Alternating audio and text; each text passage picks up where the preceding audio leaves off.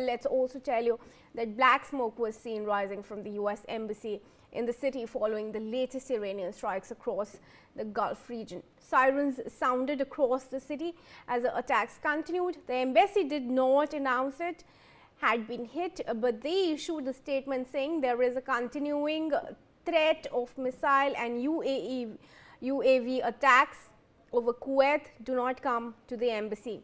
Kuwait's Interior Ministry said it intercepted multiple drones targeting the country at dawn. Let's in fact now go back to General Mathur, who's there with us, and Sanjeev Srivastav, who's also with us.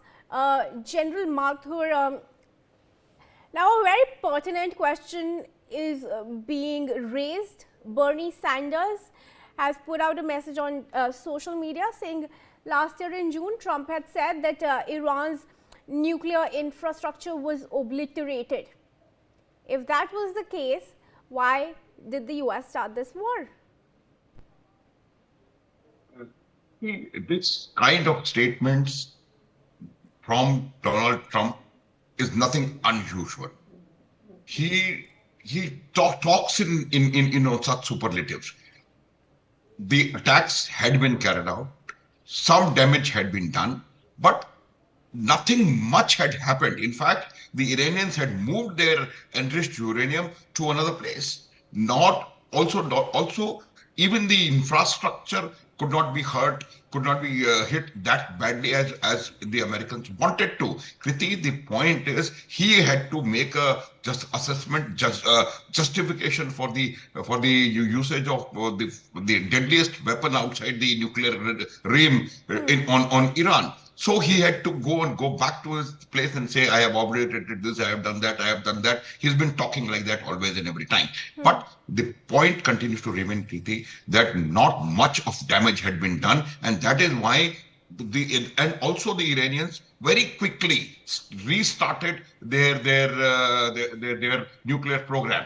And they continued to make statements that we are not going to stop this nuclear program at any cost, because of which the Americans and the Israelis were forced to, sort of carry out such kind of massive offensive against Iran. No, nothing can justify that kind of offensive. But the fact of the matter is, the talk could not progress. Talks, and the reason for no progress from the talks was the extremities of the end desired end states both the parties had taken. America was making sure that they put such conditions in front of Iran which they cannot accept, and that exactly is what happened. And thereafter they can use that as an excuse for an offensive. Bigger problem than the nuclear is the missile and the drone capability of the Israelis. And now you see renewed and intensified strikes on Iran's missile production units, missile storage units, the drone storage units, and also the launchers. All right. Stay on with me, General Mathur. Viewers, let's also tell you the Israeli Air Force is now saying it's official. All senior terrorist leaders of Iran's axis of terror have been eliminated in recent airstrikes, including top military commanders in Tehran, the military announced. Sanjeev Srivastav,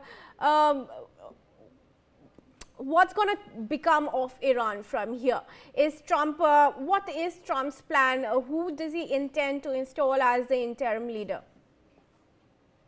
Well, I think this war is still going on, and if you look at President Trump's recent statements, he is of the opinion, and according to his assessment, this entire military operation of U.S.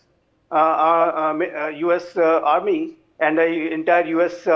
Military might take about 4 weeks.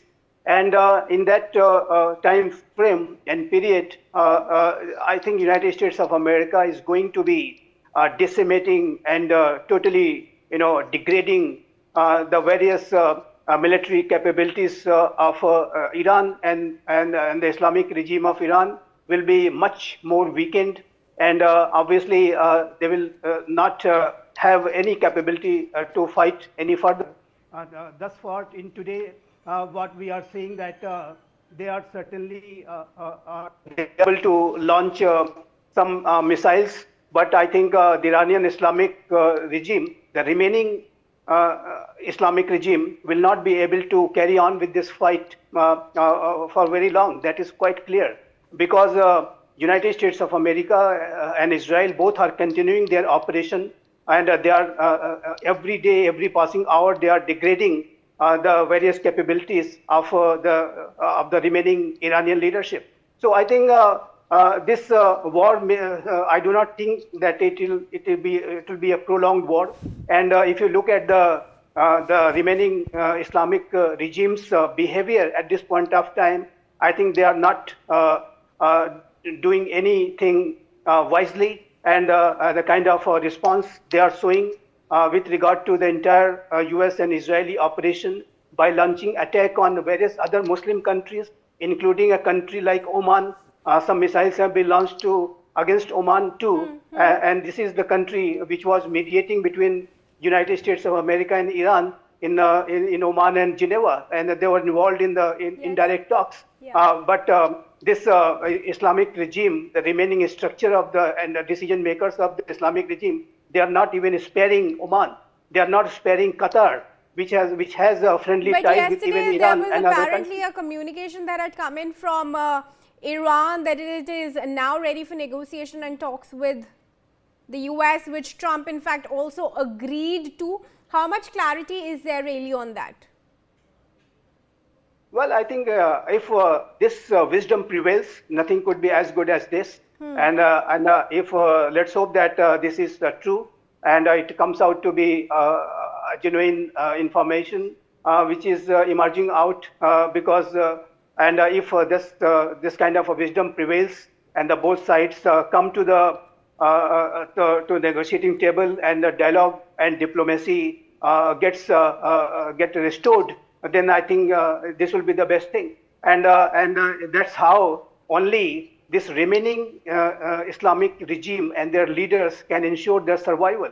Because if you look at yesterday's statement of President Trump, he has again reiterated on the fact that this remaining leadership of Islamic regime have two clear options. Either they give up and lay down their arms, rather, or they choose a certain death.